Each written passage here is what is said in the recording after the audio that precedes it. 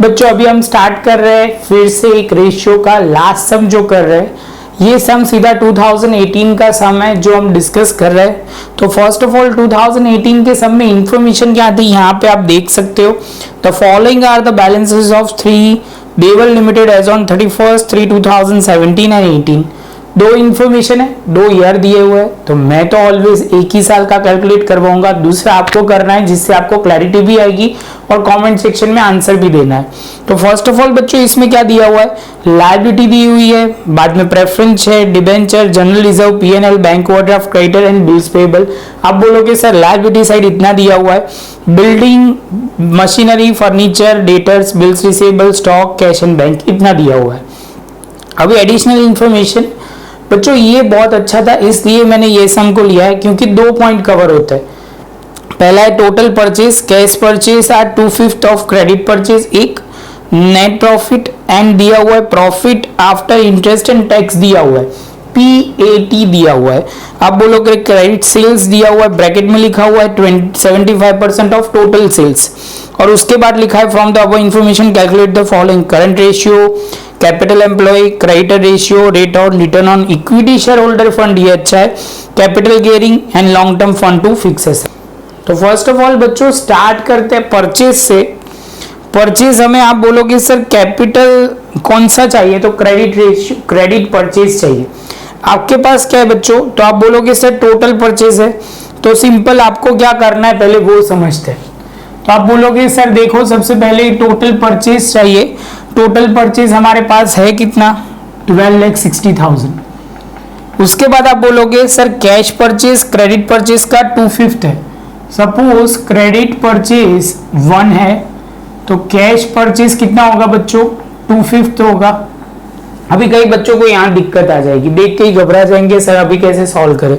तो सिंपल बच्चों ये एलसीएम 1 + 2/5 लेना है। तो आप बोलोगे सर यहाँ 5 है नहीं 1 है, तो मल्टीप्लाई बाय 5 ऊपर नीचे कर दो काम हो जाएगा।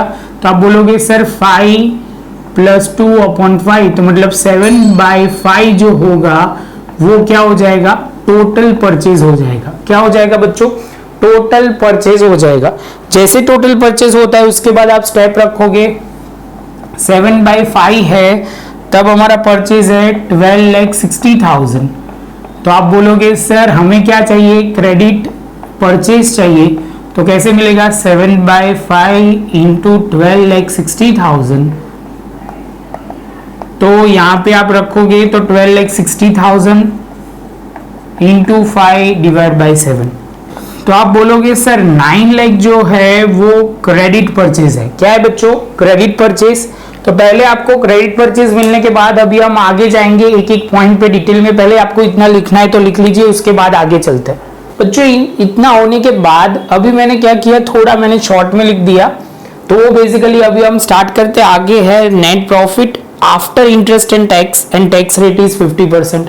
तो आप बोलोगे सर यहाँ पे जो दिया हुआ है वो है नेट प्रॉफिट कौन सा वाला है, तो आप बोलोगे sir profit before interest and tax होता है, उसके बाद इंटरेस्ट माइनस होता है, उसके बाद आप बोलोगे प्रॉफिट बिफोर टैक्स होता है, उसमें से टैक्स माइनस होता है और प्रॉफिट आफ्टर टैक्स आ जाएगा।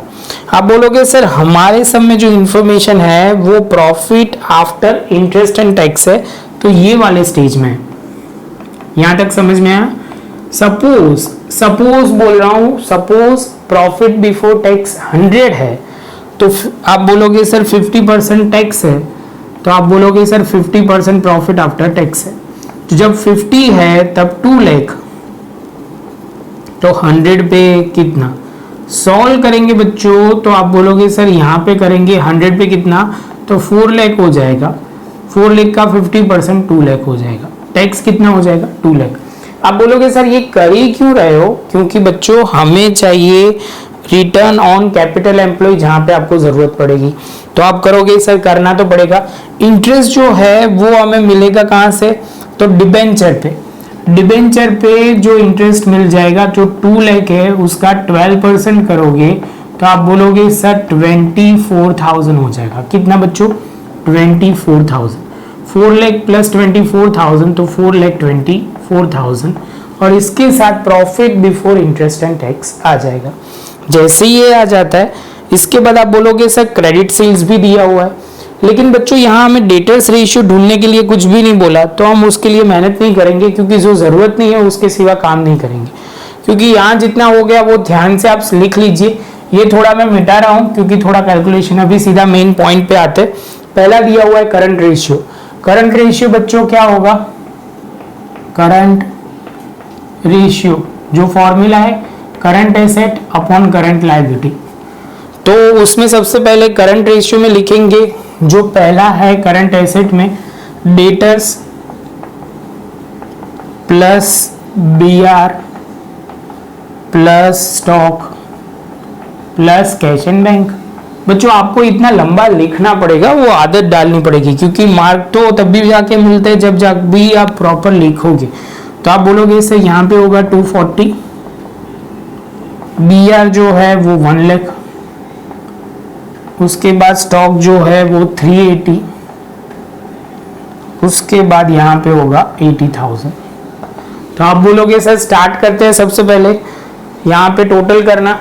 तो बच्चों पहले 2 कर ही लेते हैं, लायबिलिटी भी लिखे देते हैं, उसके बाद लिखते हैं। करंट लायबिलिटी में जो आएगा आप बोलोगे बैंक ओवरड्राफ्ट, क्रेडिटर्स, बिल्स। आप बोलोगे सर यहाँ पे होगा बिल्स पेएबल। तो आप बोलोगे सर बैंक ओवरड्राफ्ट जो है वो 2 लाख है, क्रेडिटर्स जो है वो आप बोलोगे 240, बिल्स पेएबल है 160। तो आप बोलोगे सर ये हो जाएगा 344 मतलब 6 लाख, ये हो जाएगा। तो बच्चों यहाँ पे होगा 8 लाख। जैसे ये 8 लाख अपॉन 6 लाख, तो यहाँ हम करेंगे, तो आप बोलोगे सर जो फाइनल आंसर आएगा वो होगा, आप बोलोगे सर होगा 1.33:1, क्योंकि भूलना नहीं है बच्चों। क्यों? ये लॉजिक आपको क्लियर है? क्योंकि आप बोलोगे सर इसका मतलब वो हुआ आपकी 1 रुपए की लायबिलिटी है, उसके सामने पेमेंट करने के लिए 1.33 रुपीज आपके पास एसेट है। आप बोलोगे सर ये तो क्लियर। उसके साथ बच्चों अभी सीधा फोकस करते हैं सेकंड पॉइंट पे। फॉर्मूला याद रहनी चाहिए, return on capital employ, return on capital employ ROCE, return on capital employ. आप बोलोगे सर बहुत फिर simple formula, profit before interest and tax into 100 capital employ. आप बोलोगे सर सबसे पहले आपको चाहिए जो चाहिए मेन पॉइंट वो है CE। CE का मतलब होता है इक्विटी शेयर कैपिटल। आप बोलोगे सर इसका मतलब वो है कैपिटल एम्प्लॉय मतलब बिजनेस में लगाया हुआ पैसा, equity share capital. 10% preference share capital, उसके बाद 12% डिबेंचर, उसके बाद बच्चों आप बोलोगे सर GR मतलब जनरल रिजर्व, PNL, और उसके बाद आप बोलोगे 50 से सेट है। तो आप बोलोगे सर इतना हर बार लिखना पड़ेगा, तो बच्चे मार्क लेना है तो लिखना पड़ेगा। जितना आप स्पेसिफाई प्रॉपर करके लिखोगे कोई भी सब में, तो आपको मार्क मिलने के चांसेस बहुत ही प्रॉपर हो जाते हैं, क्योंकि देख के एग्जामिनर को पता चल जाता है कि ओके बच्चे ने, जो पेपर चेकर है वो देख के ही बोल देगा कि नहीं बच्चे ने प्रॉपर लिखा है तो मार्क भी मिलेंगे। तो आप बोलोगे 160, 140 एंड 260। जैसे ये मिलेगा उसके बाद टोटल शुरू होगा, ये हो जाएगा 22 लाख। 22 लाख होने के साथ आप बोलोगे सर यहाँ हो जाएगा 22 लाख इंटू 100, और आप बोलोगे profit before interest and tax वो हो जाएगा 4,24,000। बच्चों अभी आप समझ सकते हो कि जितना आपने प्रॉपर पहले लिखा होगा उसका बेनिफिट क्या होगा। तो आप बोलोगे 19.27%, जिसके साथ आप बोलोगे सर ये हमारा सेकंड पॉइंट भी कंप्लीट। आप बोलोगे सर ये कंप्लीट हुआ। उसके बाद थर्ड जो आया, जो थर्ड पॉइंट है वो क्या है, तो आप बोलोगे सर क्रेडिटर्स रेशियो। फॉर्मूला क्या है बच्चों, तो आप बोलोगे सर फॉर्मूला बहुत ही सिंपल है। क्या है बच्चों, तो आप बोलोगे sir creditors plus bills payable upon, क्या लिखेंगे बच्चों, तो आप बोलोगे sir credit purchase into number of days in a year. जो क्रेडिटर है बच्चों आप बोलोगे सर क्रेडिटर कितने हैं, तो क्रेडिटर है 240, यहाँ पे 160, नंबर ऑफ डेज आप बोलोगे सर वो है 360, और क्रेडिट परचेज हमने ढूंढ के रखा हुआ है 9 लाख। तो आप बोलोगे सर ये हो जाएगा, टोटल करोगे तो आप टोटल होगा 4 lakh divide by 9 lakh into 360, तो 160 डेज हो जाएंगे। ये हमारा थर्ड पॉइंट कंप्लीट।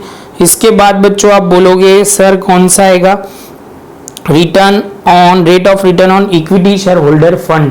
तो सबसे पहले लिखना शुरू करते हैं, rate of return on equity share holder fund. Equity share holder fund बोला है बच्चों, तो ध्यान में वही रखना है कि आपको रिजर्व लेना पड़ेगा। तो आप लिखोगे profit after tax minus preference share dividend. बच्चों ये फॉर्मूला ध्यान रखना, उसमें गलती नहीं होनी चाहिए, इक्विटी शेयर फंड। तो प्रॉफिट आफ्टर टैक्स जो आप बोलोगे सर वो है 2 लाख। यहाँ पे कई जगह पे बच्चों भूल जाते हैं लिखना प्रेफरेंस शेयर डिविडेंड, वो भूलना नहीं है। इसमें भी कई जगह पे नहीं लिखा है, वो आपको ध्यान में रखना है। 60,000 इंटू, मतलब यहाँ पे प्रेफरेंस शेयर डिविडेंड कैसे आया तो वो बोल देता हूँ। तो 6 लाख इंटू 10% करते हो तो होगा 60,000। जो 60,000 आया बच्चों वो हम यहाँ लिखेंगे। और इक्विटी शेयर कैपिटल जो है वो आप बोलोगे सर फंड बोला हुआ है, तो 10 लाख इक्विटी शेयर कैपिटल है, प्लस रिजर्व में 2 है, जनरल रिजर्व एंड पीएनएल, जो मिलाओगे 140 प्लस 260 तो हो जाएगा बच्चों वो 14 लाख इंटू 100, और ये हो जाएगा 1,40,000। सॉल्व करोगे तो 10% हो जाएगा। तो बच्चा ये शांति से लिख लो। 4th पॉइंट तो आ गए, अभी कैपिटल गियरिंग रेशियो वो शांति से लिख लेते, अच्छी तरह ये लिख लो, उसके बाद हम आगे बढ़ेंगे। तो बच्चों स्टार्ट करते हैं। इसके बाद है वो जो इम्पोर्टेंट कैपिटल गियरिंग रेशियो, जो 5th पॉइंट है वो लिखना शुरू करते हैं। कैपिटल गियरिंग रेशियो जो लिखा जाएगा तो आप बोलोगे सर यहाँ पे जो आएगा वो कितना आएगा, preference share capital plus debenture upon, बच्चों क्या लिखेंगे तो आप बोलोगे सर इसके अपॉन में आएगा इक्विटी शेयर कैपिटल। अभी इसमें 2 तरह से लिखा जाता है, एक परसेंटेज टर्म में और एक 1:1 के रेशियो में। तो हम इनटू करेंगे, परसेंटेज टर्म में लिखेंगे। तो आप बोलोगे सर प्रेफरेंस शेयर कैपिटल जो दिया हुआ है वो 6 लाख है, डिबेंचर जो दिया हुआ है वो आप बोलोगे सर डिबेंचर सम में है वो 2 लाख है, इक्विटी शेयर कैपिटल जो सम में है वो 10 लाख है इंटू 100। आप बोलोगे सर इसका मतलब ये हुआ, ऊपर जो दिया हुआ है वो आप बोलोगे equity plus preference 8 lakh upon 10 lakh into 100 करोगे तो 80% आंसर आएगा। कई जगह पे ये नहीं लिखते तो 0.8:1 लिखते हैं। दोनों आंसर वैलिड है, आपको दोनों पता होने चाहिए। अभी लास्ट में लिखा है लॉन्ग टर्म फंड टू, तो आप बोलोगे फिक्स असेट। तो आपको वो बताना है सबसे पहले लॉन्ग टर्म फंड क्या होगा। बच्चों इसमें क्या क्या लिखेंगे, पहले फॉर्मूला मैंने लिखी है long term fund to fix asset into 100।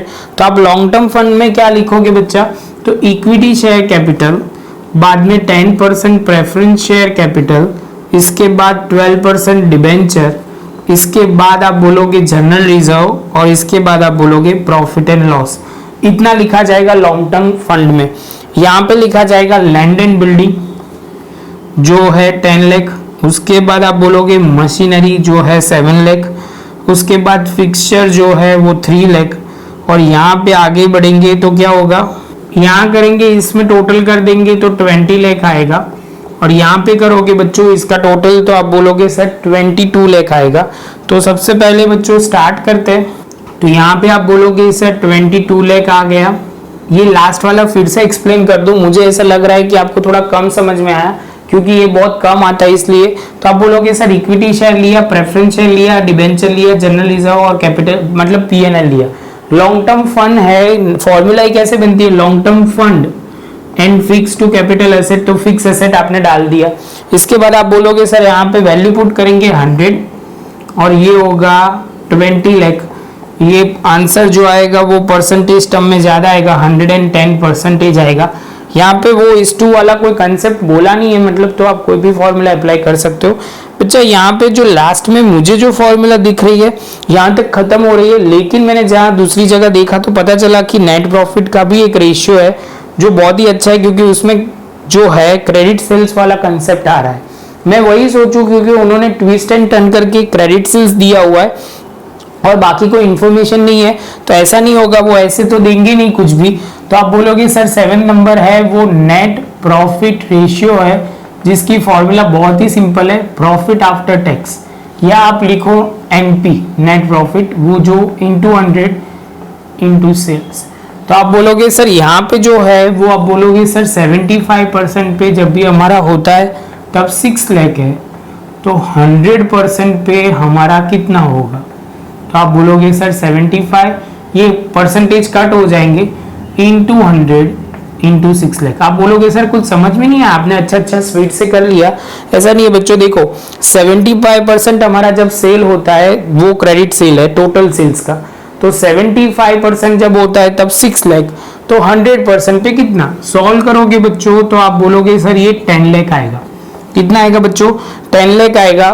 10 lakh नहीं आ रहा बच्चों, 8 लाख आ रहा है, तो 8 लाख आएगा। वैल्यू पुट करेंगे यहाँ सेल्स में 8 लाख इंटू 100, और प्रॉफिट आफ्टर टैक्स हमने लिखा हुआ है, वो दिया भी हुआ है, लिखा भी है, दिया भी है। सॉल्व करते बच्चों तो कितना हो जाएगा? तो आप बोलोगे सर 25%। कितना हो जाएगा? 25%। तो बच्चों सबसे पहले समझो मैंने क्या किया, 2 पॉइंट आखिरी के थोड़े अच्छे वाले जो ध्यान से आपको समझने पड़ेंगे, तो आप स्टेप बाय स्टेप समझते जाओ। लॉन्ग टर्म फंड, और यहाँ पे मैं बोल देता हूँ कि सपोज आपको सब में इंफॉर्मेशन दिया हुआ है कि जो सेल्स है वो 75% ऑफ टोटल सेल्स, जिसका मतलब वो होता है, देखो टोटल सेल्स जो है 100 है, तो क्रेडिट सेल्स जो बनेगा ना बच्चों वो 75 होगा। तो आप बोलोगे जब 75% जो मेरा है वो 6 लाख है, तो 100 पे कितना? सॉल्व करोगे और आंसर आ जाएगा। बच्चों ये बहुत ही अच्छा सम था, ऐसे देखो तो 1-2 पॉइंट अच्छे थे इसमें, नए जो आपको सीखने को मिले। ये 2018 का पेपर था, या थोड़ा आप ध्यान से चेक कर लेना। बच्चों आपको वीडियो अच्छा लगा हो तो लाइक शेयर सब्सक्राइब जरूर कीजिए। मिलेंगे अब नए लेक्चर में नए टॉपिक के साथ, फिर से हम आगे बढ़ेंगे ऐसे ही वीडियो के साथ। अभी बस एक और सम मैं सोच रहा हूँ, मैंने मना तो किया था लेकिन मुझे लग रहा है कि एक सम मुझे करवा देना चाहिए, तो एक सम हम कर लेते, उसके बाद अब हम नया चैप्टर शुरू करेंगे।